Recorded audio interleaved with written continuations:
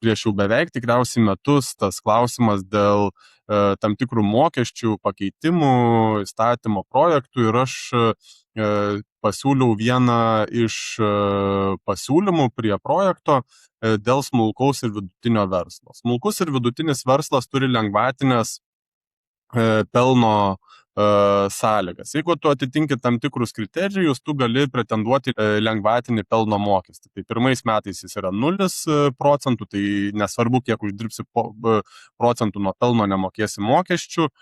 Paskesniais metais jau pagal šitą įstatymo yra 7%, o standartinis yra 17%. Bet smulkus verslas buvo ribojamas darbuotojų skaičiumi. Ir šitas klausimas man jau labai senai buvo aiškus, nes mes susidūrėme ir patys tiesiogiai kaip smulkaus verslo atstovai su šituo klausimu.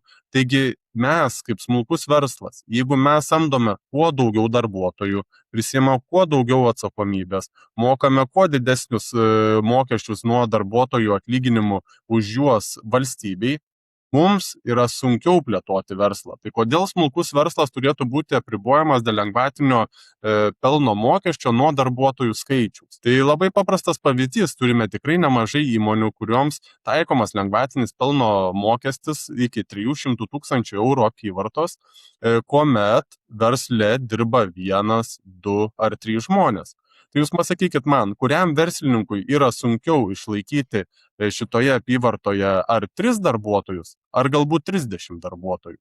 Tai yra didžiulis skirtumas ir tas, kuris jau galbūt turi tą apyvartą nedidelę 300 000, bet jis turi samdyti daugiau negu 10 darbuotojų, kad vyktų jo veikla, kad jis būtų įgalus mokėti atlyginimus,